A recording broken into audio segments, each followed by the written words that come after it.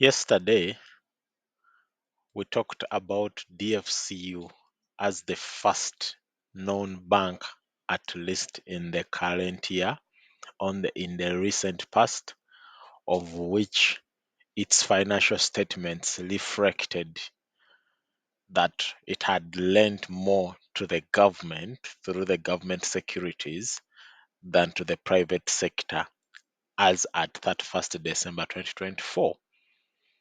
In this today's segment, we are going to look further to the three listed entities, the three listed banks, to see what it is like right now and what that tells us as customers of the different banks, but also as people who want to see private capital still in the play in the economy. I must preface this by saying I do this assessment based off an indication to those of you who are still trying to make a decision whether to invest in treasury bonds or not. That if the banks have taken this route, maybe you and I can also take the same route and invest in treasury bonds. So if the banks are indicatively adding more money to the investments into treasury bonds, why not you and I who have deposits in these different banks? As you can see, these are the statements of Stanbic Bank as at 31st December 2024. This is DFCU as highlighted, and this is Bank of Baroda as at 31st December 2024. These three banks are fully listed on the Ugandan Stock Exchange, so the access to their data is easier as compared to the private entities. But it gives us an indication in what the banks are doing right now and what lessons you can pick from that. So let's go into the history of what has been happening. When we are to look back almost 10 years ago, this is for DFCU. We have started with the DFCU. You have to go back to 2015 before they had before they bought off the Crane Bank book of business, the performing book of business that happened in 2016, end of 2016. One thing that you are not seeing is in 2015, their total loan portfolio was 810 billion, but their investments in government securities was 419 billion. So the yellow or orange tracking shows you that the investments in government bonds was half the portfolio which was going to the private sector through loans. That was almost the same in 2017, 2016. And in 2017, that's the time when they took on the portfolio of Crane Bank, and 2018, and you can see their loan book jumps from 830 billion to almost 1.3 billion.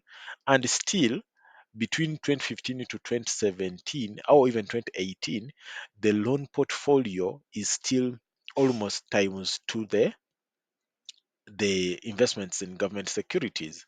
Actually, what is interesting is by 2020 here, their loan portfolio had reached a 1.8 billion, 1.8 trillion, yet their investment in government securities was around 700 billion. So it's indicative that at that point, the appetite, whereas DFCU has gone through certain transformations in making sure they are cleaning their loan book, they have written off significant amount of loss-making loans. Still, what you are seeing by 2020, I think that was the turning point when they all of a sudden the loan book was almost three times the loan to the government through government securities. And since then, that has changed. Now, the trend every single year since 2021, the government securities portfolio has almost increased, and by 2024, in the last 4 years, has doubled from 650 billion it was in 2020 to the current 1.3 trillion in 2024. Yet, at the same period, the portfolio in the loan book has almost reduced from 1.8 trillion to 1.1 trillion. So that means in the space of 4 years, they have added on over 600 billion in lending to the government, while they have reduced their portfolio to the private sector by close to around 700 billion. So almost every single amount they can recover from the loan portfolio and the recoveries and the write-off, they are reducing and cleaning up, getting a new strategy at the group level is automatically going into the government securities. But it's not alone. DFC is not alone. Let's look at Bank of Baroda. You see? Now, for Bank of Baroda, as at 31st December 2024, they are having more loan book compared to the government securities. Their loan book is 1.4 trillion, while their government securities investments around 971 billion. But what you don't notice is that in 10 years ago, the lending to government securities was half, less than half what was the lending to the private sector. That in 2015, the lending to the private sector was 612 billion, while lending to the government was 278 billion. As the loan book has increased from 612 and doubled, almost tripled, no, actually doubled, more than doubled, around 2 point something to 1.4 trillion in 10 years, the lending to the government has tripled in the same period. So that means for every one person, for every 1 shilling they are lending to the private sector, an additional lending to the private sector, they are lending to the 1.5 to the government. So the increasing rate in the lending to the government through treasury bonds or investments through treasury bonds is more than their investment in the private credit in for Bank of Baroda. But they are not alone. What about Stanbic Bank, the biggest bank? Now, with Stanbic Bank, it's unique, you know. You can see in Stanbic Bank, the green one is their loan portfolio, the blue one is their investment to the government. In 2015, you can see they had a 1.9 trillion book of business, loan book, and they had around 684 billion in government, which means they had almost 3 times the loan book compared to the government securities. Fast forward to 2024, they have a 4.3 trillion loan book, which is still high, very good, as compared to a 2.6 billion. That means what was 3 times much more is now less than 2 times. So that means the investment in government securities is increasing at a higher rate as compared to the investment in treasury to loan to the government to the private sector. Actually, in 2023, they had reached a 3 billion, which they have shrunk to 2.6 because they have traded quite a lot of it. While the loan book has barely moved, you can see in 2023 their loan book has barely moved, while they have sold off some of their investment in government securities. But you can see there is a trend across all the different banks that right now they are getting more lending to the government through treasury bonds and treasury bills as compared to lending through private sector through the loan book. And if you are to go back to the financial statements, for example, of Stanbic Bank, you can see they made almost 300 billion in trading income. Now they do. DFCU has a lot of Stanbic Bank and Stanbic Holdings has a lot of trading activities in terms of FX, in terms of derivatives. But even then, when you have to think about it, that most majority of their trading is made up of trading in government securities, they buy and selling to customers. This is an enormous amount of money they are making for their people, enormous amount of money they are making for their people.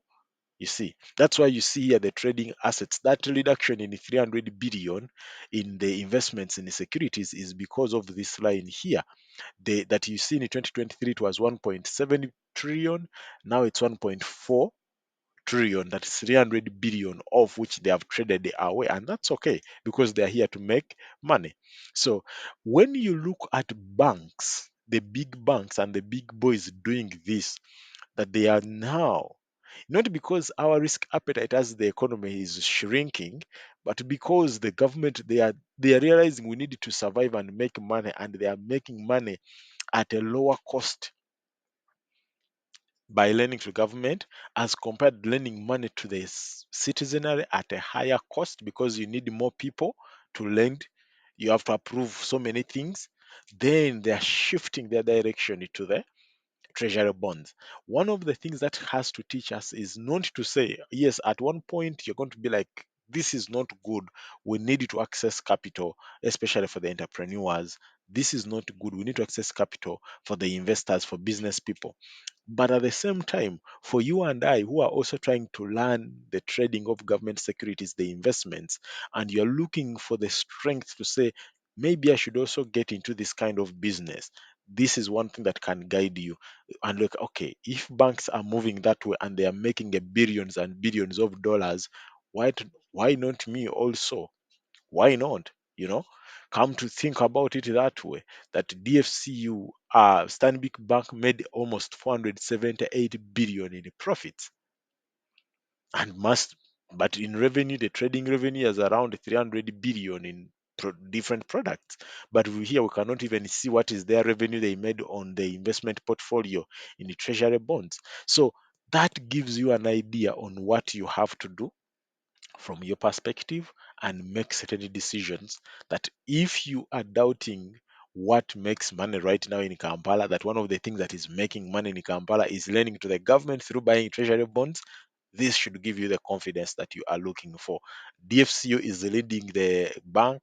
Many banks are coming, and if this trend is to continue, interestingly, the coming few years is going to be interesting to see more and more money of your deposits being lent to the government as the private sector. And the banks are here to say, okay, I need to go where I must protect. Their first mandate is to protect the customer deposits.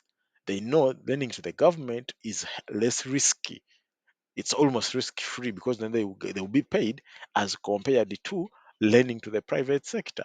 DFC, one of the things it has suffered most in the last few years has been recoveries, losses, and non-performing loans. They have had to write them off, which they know they are not going to face the same when they are lending to the government. So it's a change of strategy, and Charles, the new managing director, is doing a good job. From the few years they struggled in the last, especially 2020 to 2023, they struggled so much, but now they are cleaning their book, making profits. Next year potentially they will even reach 100 billions in revenue, in profits after tax, and then they go back to claiming one of the positions that they deserve to be claiming. Thank you so much.